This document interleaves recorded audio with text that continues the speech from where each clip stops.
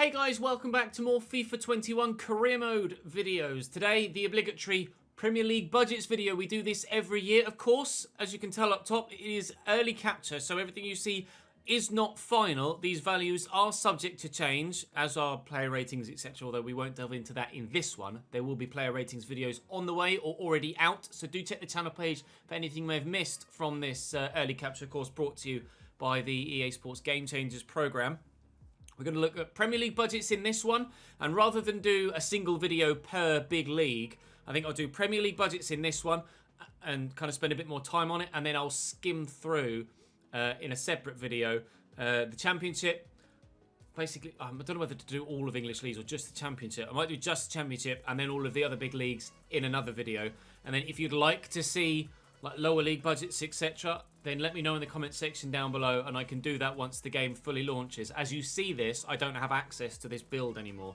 But if there's anything from any of the videos that are coming out right now that you would like to see either redone on full launch to get definitive info, or there's anything that you want to see and you haven't seen yet when full launch comes around, then again, do let me know, and I'll get videos out to you as soon as I possibly can once we have access to the EA Access early version, or it's EA Play now, the kind of 10 hours thing that we're used to every single year. So we'll just do the Premier League in this video, and like I say, I'll cover some other leagues in a separate video as well for those of you that are interested in the other larger leagues and the lower leagues in England.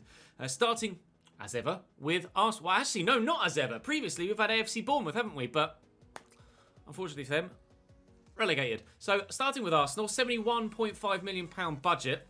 Of course, bear in mind, the kits as well are last year's kits here. The new kits aren't in this build. They will be in full launch, of course, as ever. £71.5 million budget for Arsenal. Domestic and continental success, high on the list. Critical success, brand exposure-wise. Surprisingly, not much emphasis put on youth development. I would have imagined more there for Arsenal, but financially, they're not that bothered either. Again, well, at least in Wenger times, Arsenal didn't really spend that much money for a number of seasons after moving into the new ground, but not too much emphasis put on that. They're worried about on-field performances now at Arsenal rather than making sure they make as much profit as possible, which is good for Arsenal fans, even if at the minute all they seem to win is FA Cups. Aston Villa stayed up last season, £35.6 million value for their transfer budget. Surprised again to see the domestic success and continental. Well, obviously continental success is very low, but domestic success, I'd have thought that'd have been quite high with expectations to try and stay in the division at all costs initially in season one. Brand exposure is high though, so they are going to expect some maybe a certain marquee signing, or to sell a certain amount of shirts, which of course you could do by making a marquee signing. Low financial expectations, so you don't need to worry about keeping some of the money back. You can spend everything and they won't really care. And again, medium youth development for Aston Villa. Brighton, another side that are hoping to perform above the level that they did last season. Again, domestic success very low. You'd have expected a club like Brighton to want to desperately stay in the league. Expectations, I mean, basically you could really do anything at Brighton and keep your job, judging by those board expectations. £34.5 million budget, so very similar to Aston Villa's at Brighton, and you can pretty much do what you like. Free reign at Brighton. Get relegated? Oh, they don't seem to be that bothered, apparently. Burnley, smaller budget there, although a smaller club in a small town. Financial expectation is the most important, although again, only medium. With low domestic success expectations, I say perhaps they are happy with you avoiding relegation and maybe expect slightly more. I think maybe it might be down as like low domestic success because it's the lowest expectation of you. I don't know that for sure, but I'd imagine if avoid relegation is the lowest, which is why it's very low, and then low might be mid-table finish, and then medium might be top half finish, high Europa League or Champions League finish, European spot finish potentially, and then critical win the league. I imagine. I'm purely speculating now. I could ask EA and get some clarification for you if you would like that. Then do let me know, and I'll look to do that. I can even put that out on social media, and you won't have to wait for a video for that. Do follow me on Twitter if you don't, by the way, of course. £26.1 million budget for Burnley this year. At Chelsea, brand exposure is critical. £72.5 million budget. Seems like it's not that high, but bear in mind you will already have Thiago Silva, Kai Havertz, Timo Werner, Malang Sarr. Do you need to spend any more money? Ben Chilwell. It's 5 big signings already at the club before you've even started. So, yeah, it will be different for me when I'm doing the mini-series with Chelsea here on FIFA 21 in this early capture session because all of the latest transfers aren't up to date. I do have Ziyech, another one, and Timo Werner by default at Chelsea, but I don't have Havertz, Thiago Silva, Malang Sarr or Ben Chilwell. I'm going to have to go out and try and buy those guys in that save. Not sure if that's going to be out yet. I might try and get all of these smaller videos out to you first before I start recording all of the kind of more usual longer term mini-series. I'm going to try and get a full season done at Chelsea if I can in the short period of time even we have with this game. £72.5 million is still good enough at Chelsea. High domestic success, high continental. You imagine that's semi-finals of the Champions League and qualify for the Champions League again next year. Critical brand exposure, low youth development, which ordinarily you'd say, yeah, okay, that makes sense with Chelsea, but with the way that the transfer ban went, although I guess the way that Chelsea have responded now that they're able to make transfers again, yeah, low youth development expectations. Financially, not really that bothered. Roman has plenty of money in his pocket, so it doesn't matter. Crystal Palace, 28.3 million. Small budget for Palace. Small budget. Again, they'd probably be happy with a mid-table finish, and just make sure that you don't go bankrupt. And you should be all right at Crystal Palace. Surprised to see the transfer budget so low. Although I guess if you need to raise it, you've got a couple of marquee players you could sell on, like Wilfried Zaha, etc., for quite a high fee to raise some funds. But it's going to be more of a sell to buy scenario at Crystal Palace. At Everton, you've nearly £50 million to spend, and this is crucial for me because my first full save on the full game will be with Everton Football Club. Knowing I've got a decent amount of money there is good to know, especially having James Rodriguez, Allen. By the time you see this, potentially Abdoulaye Doucouré as well, already brought in at Everton, bolstering the squad quite nicely. And obviously having a decent amount of money to go into the first season with would be great. Medium domestic success and continental. Don't know as Everton are in Europe next season. I don't think so. Medium continental success might just be qualify for the Champions League, perhaps. I'm pretty sure. I'll double check. I'll have to cut here, editing Ches. No European football for Everton next season. 12th in the Premier League they finished and didn't go far enough in any of the domestic cups to get a European spot. So medium domestic and continental expectations. Actually, of all the clubs we looked at so far that aren't Arsenal or Chelsea, like top 6 clubs, that's actually quite a lot expected of you at Everton. So we'll do well to finish in a Europa League spot first season, and I wouldn't really be expecting that at Everton in the first year, but we'll just wait and see what we can do when we get the full game and the full series starts. High brand exposure, medium youth development, and I will look to utilise the youth development at Everton in the first save, so we'll hopefully be able to do that. At Fulham, critical domestic success. Now that goes against what I was thinking when I mentioned earlier on that maybe very low is avoid relegation, that if by that method, critical domestic success would be that Fulham expect you to win the league. And obviously that's not going to be the case. So I will ask for clarification on that because I am genuinely curious. Tiny budget of Fulham, 15 million. They spent over 100 last time they got promoted to the Premier League. So I hope for Fulham fans' sake that is a value that changes between this beta version and launch, because that is not a big budget. I don't know what Fulham have done in the transfer window in real life so far, but you might need to be a season in before you get the chance to spend some serious money at Fulham. Critical domestic success, you're going to have to stay up. High youth development expectations as well, so maybe that's why youth development is high, because you haven't got much money, so you're going to have to build from within and recruit from within. Spend that £15 million on youth scouts. Try and get as many gems as you possibly can. At Leeds, also low transfer budget. 14.8 million. Again, critical domestic success, high youth development, high brand exposure. Leeds are a big club. I know some people like to hate, or quite a few people like to hate on Leeds, but they are a massive football club, and it's great to see them back where they belong, just as a neutral. And they're obviously going to want you to stay up, obviously want you to invest in the youth, and want to try and expose or try and build the brand, and obviously you want to sell shirts, etc., you won't be able to do that by buying marquee players. However, they've already bought Rodrigo in real life for 30 odd million pounds, and are in the process of buying a couple others. Potentially Rodrigo de Paul was a player I saw was linked with Leeds United, and a couple others as well whose names escape me right now. But you're not going to have much money at Leeds, so we obviously had a very successful and very popular Leeds United career mode last year on FIFA 20, so I won't do Leeds this year, unfortunately, for those of you that might want to see a Leeds United career mode on 21, but certainly would consider them for 22 or 23, provided you guys still want to watch me that far in the future. I hope so. £40 million budget for Leicester, with players to sell if you need to. Players like James Maddison are going to sell for a premium, but you are going to have to replace Ben Chilwell. So you are a left back down already. When the full game comes out, of course. In this particular version, Ben Chilwell is still at Leicester. Medium domestic, medium continental, medium brand exposure.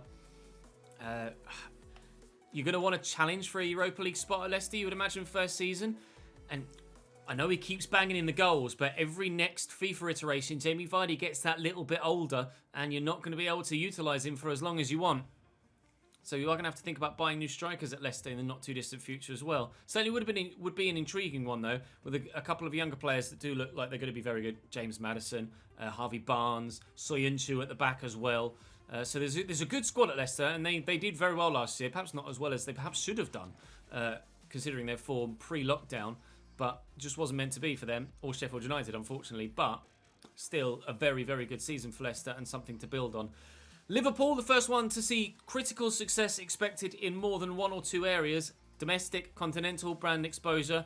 With the way that they've been playing the past 2 years, very nearly getting the Premier League and winning the Champions League and then the Premier League the next season. Or winning the Premier League, then the Champions League, then the Premier League. You're going to need to win everything at Liverpool now. That's just what's going to be expected at the club with the situation they're in, with the squad that Klopp has built. Christ knows how overpowered they're going to be in career mode this year. I'm looking forward to finding out, especially as I'm going to be managing at Everton, but they're really fucking good on FM 20, and I'm hoping they're not quite so good on FM 21, and fingers crossed on FIFA 21 they're not as dominant as they have been in real life, but I suspect they might be pretty damn good. And obviously, you're going to need to do pretty damn well to ensure that you keep your job. At Manchester City, money, no object. £170 odd million budget. Again, critical everywhere that's important. Low youth development, very low financial. They don't have any worries about going bankrupt, do they? Manchester United, similar budget. Very similar budget, in fact, slightly more for Manchester United fans. Domestic success and continental success actually not as important, or their youth development is high. So you will be expected to buy, and you have the budget to do so, but you are, Mason Greenwood, etc., going to be looking to bring through the young players. And you do have them at your disposal with Mason Greenwood, with Andreas Pereira, with Tahith Chong, etc., etc. And you are going to have the opportunity to bring in the experienced, high-rated talent to play alongside them with a budget of that size. Newcastle, not quite so much. Although, you do have Callum Wilson and Ryan Fraser now. So that's something to build on. Obviously, if you do want to sell to buy, you've got Alain Saint-Maximin, which you could sell for a decent price, I would expect. Newcastle, another ginormous club in England that really just never perform on the field as much as they should do. If you take Newcastle, go and actually win them a trophy, please, because I'd love to see Newcastle win a trophy in real life, and they just can't seem to do it. High brand exposure, high financial expectations, because of course the club hasn't been sold, and the board are still questionable with regards their popularity amongst the fans, shall we say. But medium youth development, so maybe bring through a couple of the long staffs, but it's not crucial. At Sheffield United, £20 million budget for them. High financial expectations, wanting to try and survive in the Premier League. You'd imagine that Sheffield United was having a wonderful season in the Premier League last year in real life. I get the feeling they might have a bit of second season syndrome and be genuinely troubled by relegation. I might be way off, and I am planning on doing a Premier League predictions video that by this point you might have seen already. I'll try and get it out before the first match day weekend anyway. And I'll record it before the first match day weekend, even if it doesn't get out before the first match day weekend. But yeah, you'd expect Sheffield United to struggle in real life, but certainly it would be a longer term series on career mode this year. Southampton signed Salisu at centre-back, of course, so they're going to be stronger in defence and had a phenomenal end to the season in real life. Third in the form table, I think, with all of the goals from Danny Ings, etc. A £30 million budget isn't massive. Brand exposure medium, financial medium. One thing that's just occurred to me whilst I see St Mary's written there. For Leeds, as I mentioned this on social media, and I've mentioned it in a couple of other videos. Currently in this build, Ellen Road isn't in it, so I can't show you it. Of course, it will be for FIFA 21. So don't worry. The fact that it doesn't say Ellen Road there doesn't mean that it's not going to be in FIFA 21. At Spurs, a £70 million budget, high domestic, high continental, critical brand exposure. That's actually quite a lot across the board from Tottenham, who also could do with winning a trophy, couldn't they? So do try and do that, Spurs fans. I did a Spurs series not last year, the year before, and it just didn't do that well. I don't think Spurs are kind of the most popular team with regards FIFA series for whatever reason. I'm not sure why. But if you want to take over Spurs, I probably won't do a Spurs series really ever on YouTube again, because I've done it twice, FIFA 14 and FIFA 19, and neither series really did that well for me. So we'll just have to wait and see if you guys decide to take over at Spurs. West Brom, up again this year, of course, back in the Premier League. £16.5 million budget for them. Critical domestic success and high youth development as well. So stay up, but you haven't got much money to bring in talent and also bring through the youth development, or the youth players that aren't necessarily going to be talented enough to keep you in the league. Tough one at West Brom. Very tough one. West Ham, high brand exposure, high financial. Again, the board in real life, not that popular with the fans, especially with some of the decisions they keep making, like selling Dian Garner, etc. But low domestic success, low continental, and low youth development. Stay up. Maybe challenge for a cup. Maybe spend some money, but don't spend all of it, because you've got to meet the high financial expectations. Unless, of course, the financial expectation is win as much prize money as possible, in which case, win as much money as you possibly can, finish as high as you possibly can in the Premier League, and go as far in the cups as you possibly can, and raise as much money as possible. You'll find out more once you actually start a save with West Ham. At Wolves, £40 million for them. Not too high expectations across the board. You would be expected probably to get a Europa League spot in Season 2, but probably top half would be adequate for Wolves, although with the season they had last year, you'd say they should be challenging for a Europa League spot, especially with presumably continued good form from players like Raul Jimenez, Diogo Jota, Pedro Neto still breaking through. I do really like the look of him. Ruben Neves is still obviously talented. Adama Traore had a great season last year. They've lost Doherty, though, at right back to Tottenham, and you will have to replace him. But it depends what system you're going to play, because you could change the system at Wolves now that Doherty's gone, and you might not necessarily need a right wing back or that style of player.